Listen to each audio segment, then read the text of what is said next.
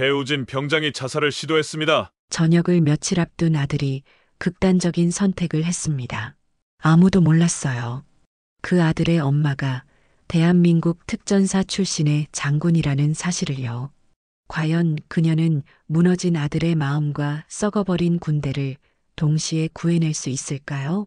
시작 전에 구독과 좋아요 눌러주시면 여러분의 삶에도 좋은 기운이 가득할 거예요. 국방부 인사정책기획관실. 오늘도 배소정 장군은 책상 앞에 앉아 서류 더미와 씨름하고 있었습니다. 특전사 출신답게 고든 자세, 날카로운 눈빛. 그녀 앞에는 승진 관련 문서들이 산더미처럼 쌓여 있었죠. 장군님, 이번 인사 발령안 검토 부탁드립니다. 부하 직원이 건넨 서류를 받아들며 소정은 시계를 힐끗 봤어요. 밤 9시가 넘어가고 있었습니다. 집에 가면 또 혼자겠죠. 아들 우진이는 부대에 있고 남편은 몇 년 전 세상을 떠났으니까요. 우진이 이제 곧 제대하는구나. 말년 병장인 아들 생각에 잠깐 미소가 스쳤습니다. 착하고 모범적인 아들이었어요. 어릴 때부터 엄마를 걱정시킨 적이 없었죠. 군대에서도 마찬가지일 거라 믿어 의심치 않았습니다. 우진이는 나처럼 강하게 자랐으니까. 소정은 자신 있게 중얼거렸어요. 자신이 특전사에서 단련한 정신력, 그 DNA가 아들에게도 흘렀을 거라고 생각했거든요. 그런데 그날 밤 모든 것이 산산조각 났습니다. 핸드폰 벨소리가 조용한 사무실을 찢었어요. 화면에 떠오른 건 모르는 번호였습니다. 여보세요? 혹시 배우진 병장의 보호자분이십니까? 목소리가 굳어졌어요. 군 병원에서 걸려온 전화였습니다. 네, 맞습니다. 무슨 일이? 지금 즉시 병원으로 오셔야겠습니다. 배우진 병장이 자살을 시도했습니다. 핸드폰이 손에서 미끄러졌어요. 바닥에 떨어진 휴대폰에서 의료진의 목소리가 계속 흘러나왔지만 소정의 귀에는 아무것도 들리지 않았습니다. 자살? 우진이가? 믿을 수 없었어요. 내 아들이 어떻게? 차를 몰고 병원으로 향하는 길, 소정의 머릿속은 온통 하얗게 비어 있었습니다. 평소 같으면 교통법규를 철저히 지키는 그녀였지만 이날만은 달랐어요. 빨간불을 몇 번이나 무시하며 달렸는지 모르겠습니다. 내가 뭘 놓쳤을까? 우진이한테 무슨 일이 있었던 걸까? 아들과 마지막으로 통화한 게 언제였는지 기억해 봤어요. 한 달 전? 두 달 전? 그마저도 잘 지내냐는 형식적인 안부였습니다. 병원에 도착했을 때 소정의 다리는 후들거리고 있었어요. 특전사 출신의 강철 같던 정신력이 한순간에 무너져 내렸습니다. 내 아들은 어디 있습니까? 접수처에서 떨리는 목소리로 물었습니다. 평생 이렇게 나약한 모습을 보인 적이 있었나 싶을 정도로 소정은 완전히 무너져 있었어요.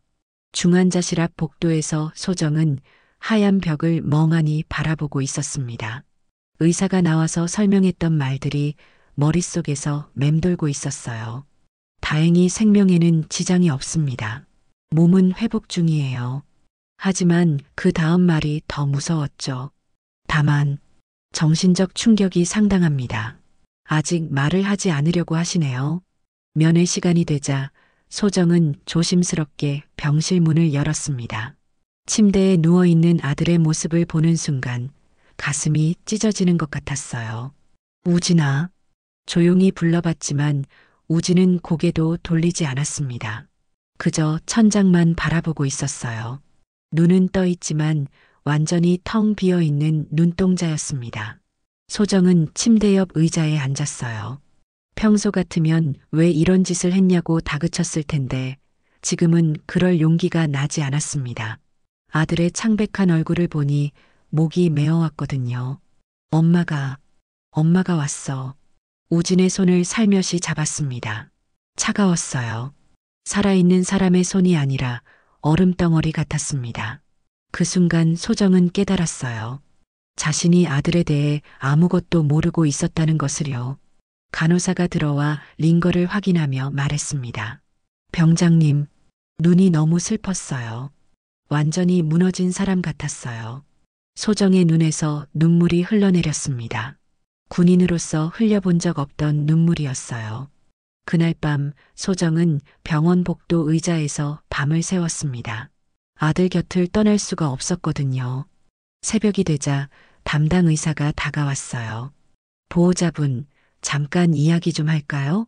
상담실에서 의사는 우진의 정신과 상담 기록을 꺼내 보여줬습니다.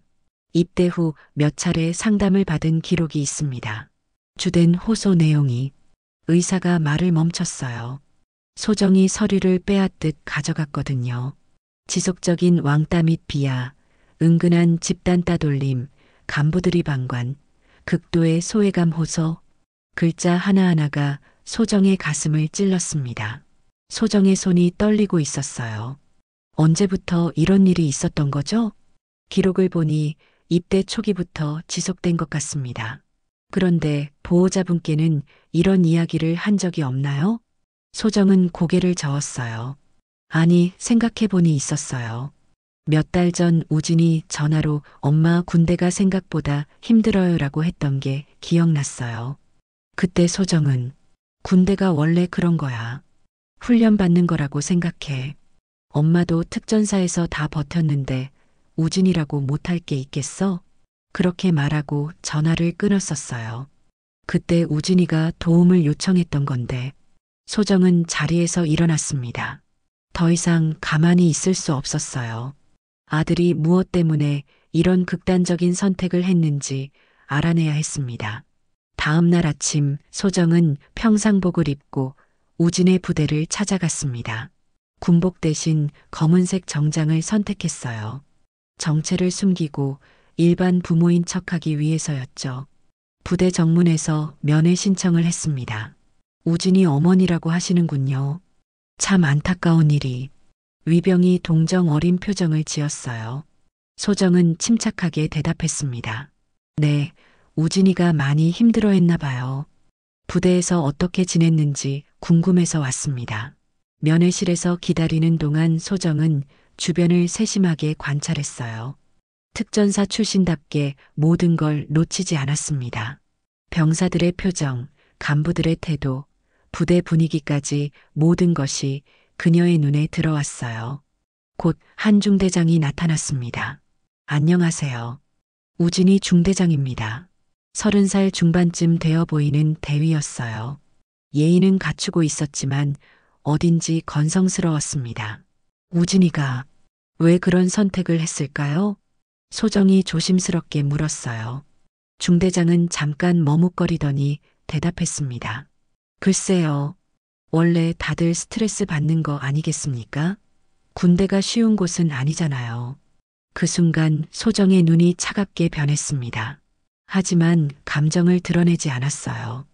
혹시 우진이가 다른 병사들과 갈등이 있었나요? 아, 그런 건 잘 모르겠는데요.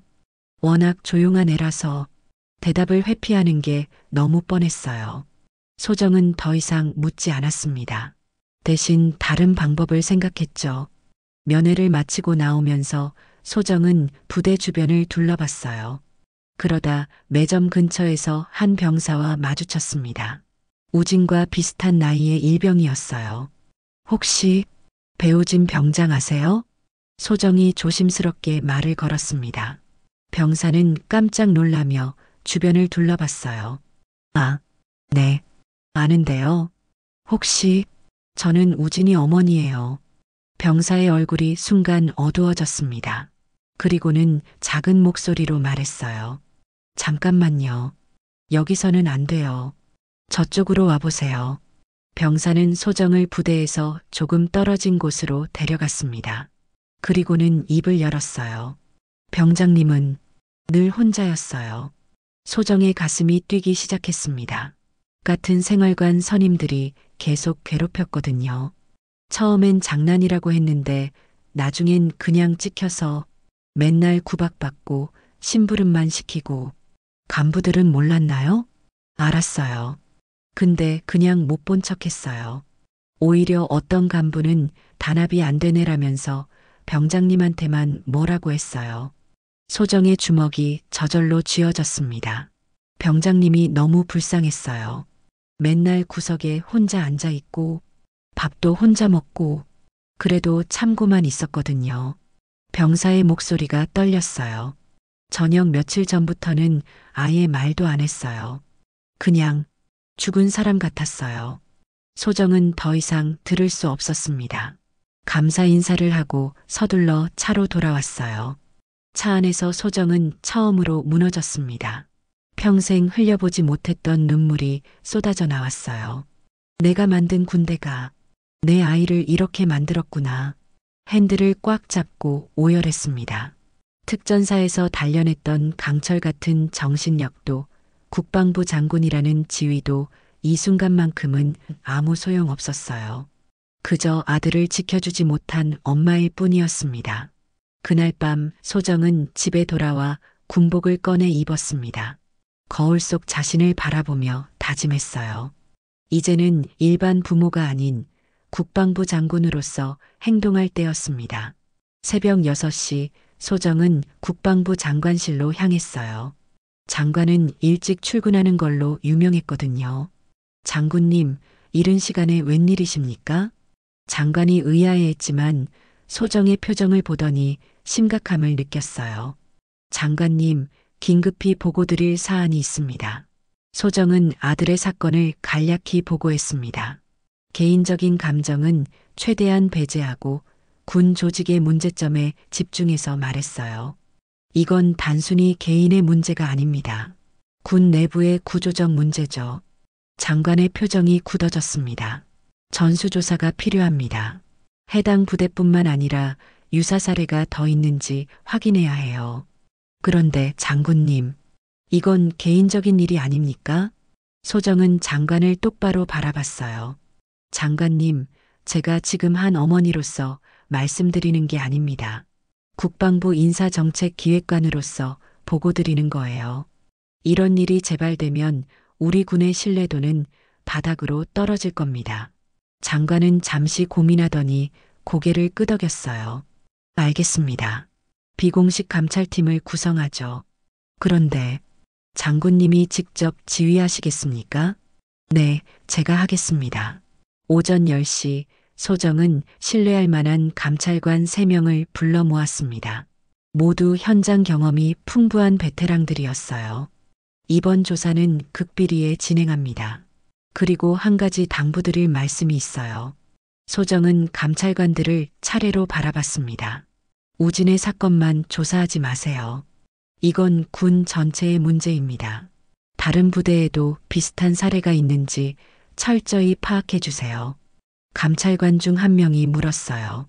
장군님, 혹시 개인적인 감정이 개입된 건 아닙니까? 소정은 잠깐 침묵했습니다. 그리고는 단호하게 대답했어요. 물론 개인적인 감정이 있습니다. 하지만 그보다 더 중요한 건 이런 일이 다시는 일어나지 않게 하는 거예요. 지금 이 순간에도 어디선가 또 다른 우진이 고통받고 있을지도 모르거든요. 오후부터 본격적인 감찰이 시작됐습니다. 소정은 직접 현장으로 나갔어요. 이번에는 정복을 입고 당당하게 부대에 들어섰습니다. 국방부 감찰팀입니다. 부대 지휘관이 깜짝 놀라며 맞이했어요. 장군 계급장을 단 소정을 보더니 긴장한 기색이 역력했습니다. 장군님, 무슨 일로? 배우진 병장 사건과 관련해서 왔습니다. 전 간부와 병사들을 대상으로 조사하겠습니다. 그 순간 지휘관의 얼굴이 하얗게 변했어요. 소정은 그 표정을 놓치지 않았습니다. 혹시 감출 게 있으십니까?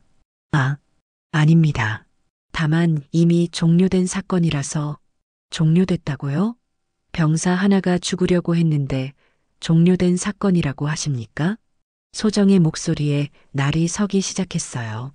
특전사 출신의 위압감이 고스란히 드러났습니다. 감찰은 오후 내내 계속됐어요. 병사들과의 개별 면담에서 충격적인 사실들이 드러났습니다. 우진을 괴롭힌 건 한두 명이 아니었어요. 거의 생활관 전체가 암묵적으로 동조하고 있었던 거죠. 무엇보다 간부들의 태도가 문제였습니다. 알고도 모른 척했고 심지어 일부는 단합훈련이라는 명목으로 오히려 부추겼던 거예요. 소정은 우진을 괴롭힌 병사들과 직접 대면했습니다. 부대 회의실에 모인 5명의 병사들, 그들의 얼굴에는 공포가 가득했어요. 앉아. 소정의 차갑고 낮은 목소리가 회의실을 지배했습니다. 장군의 위압감 앞에서 병사들은 고개를 들지도 못했어요. 배우진 병장에게 무슨 짓을 했는지 하나씩 말해봐. 한 병사가 고개를 숙이며 말했어요. 병장님이 너무 착해서 그래서 더 괴롭혔던 것 같아요. 아무 말도 안 하고 다 참으니까. 착한 사람을 괴롭히는 게 당연한 일인가? 소정은 한 명씩 바라보며 물었습니다. 아무도 대답하지 못했어요. 다른 병사가 울먹이며 말했습니다. 죄송합니다. 정말 죄송해요. 그렇게 될 줄 몰랐어요. 선임들이 시켜서 저희도 어쩔 수 없었어요. 어쩔 수 없었다? 소정이 자리에서 일어났습니다. 그럼 지금 배우진 병장이 병원에 누워 있는 것도 어쩔 수 없는 일이야? 한 사람의 인생을 망가뜨린 것도 어쩔 수 없었다는 거야? 회의실에 무거운 침묵이 흘렀어요. 5명의 병사 모두 고개를 푹 숙이고 있었습니다. 장군님, 저희가 정말 잘못했어요. 어떻게 하면 될까요? 소정은 그들을 한참 바라봤습니다. 그리고는 냉정하게 말했어요.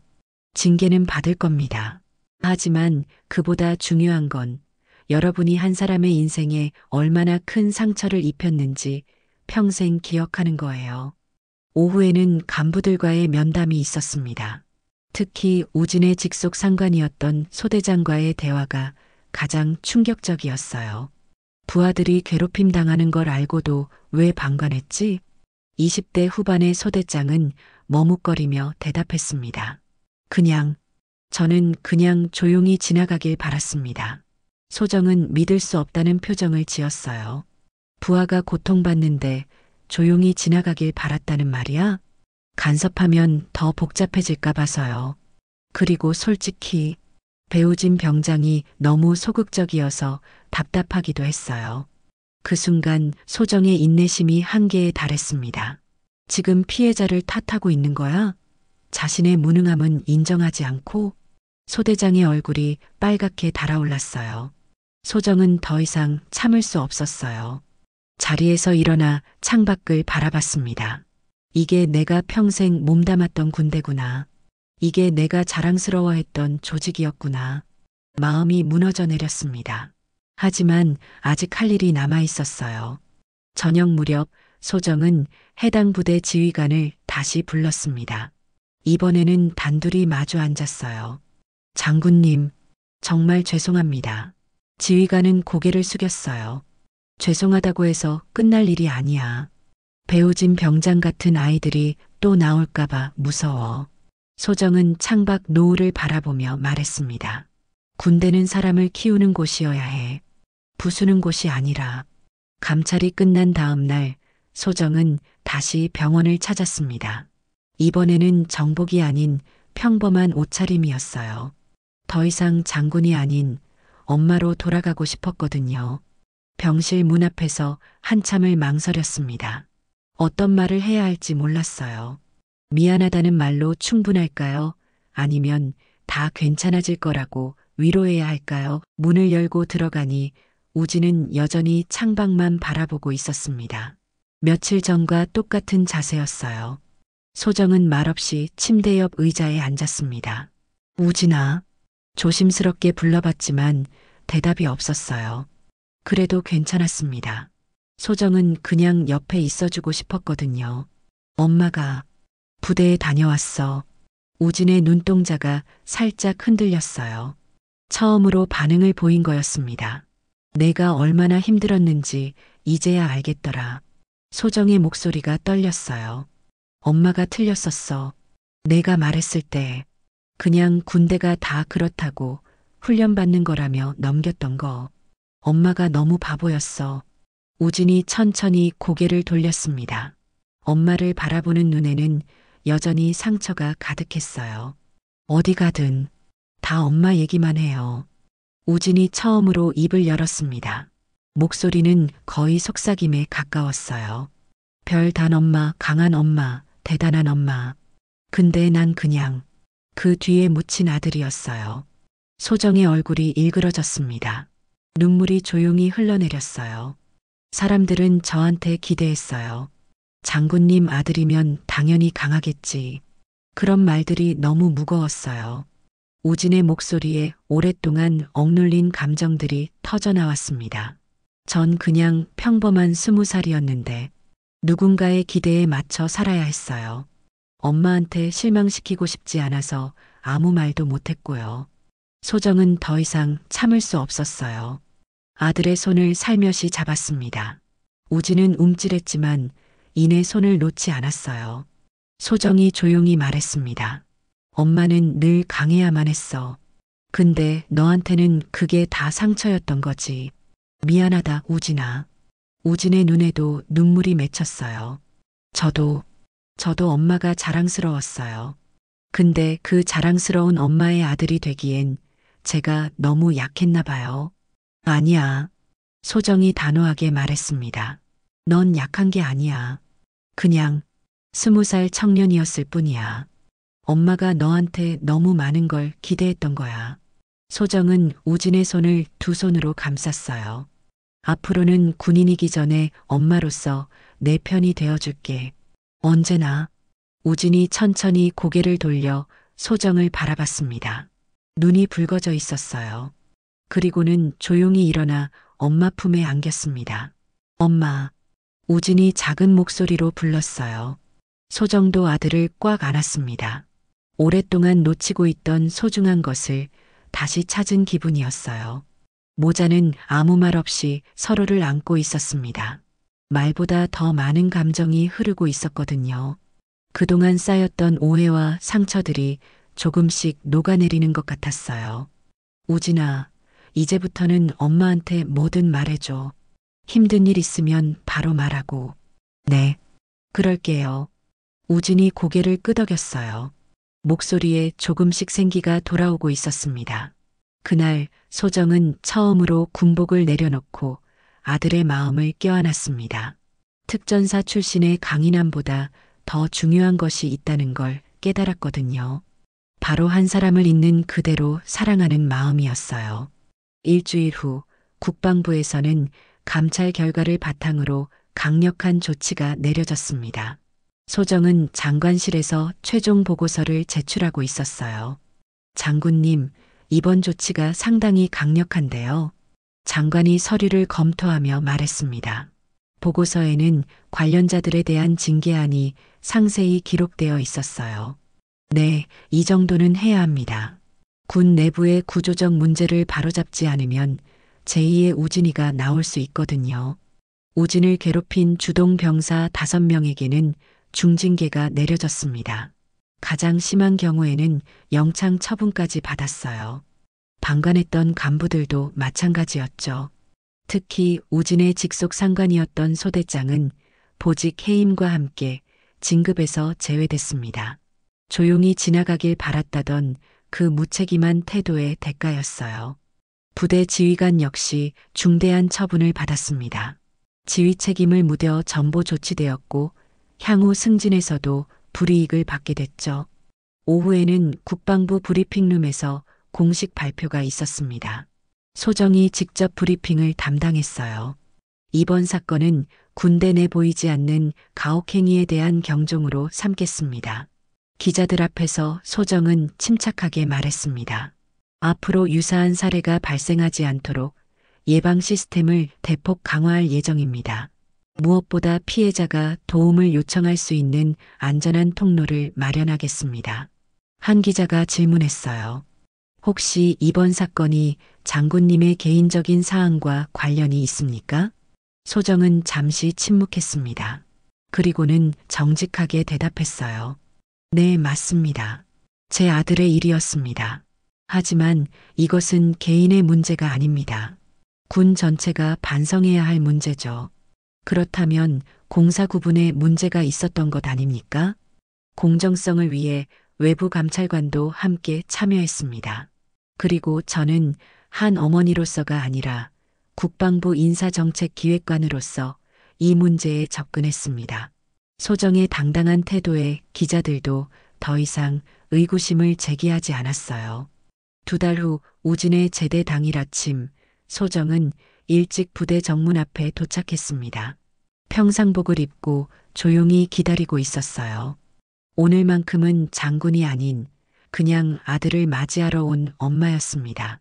오전 10시 드디어 우진이 정문을 통해 나왔어요.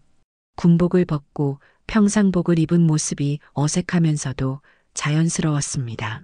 엄마, 우진이 활짝 웃으며 다가왔어요.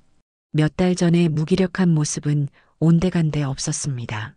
수고했어, 우진아.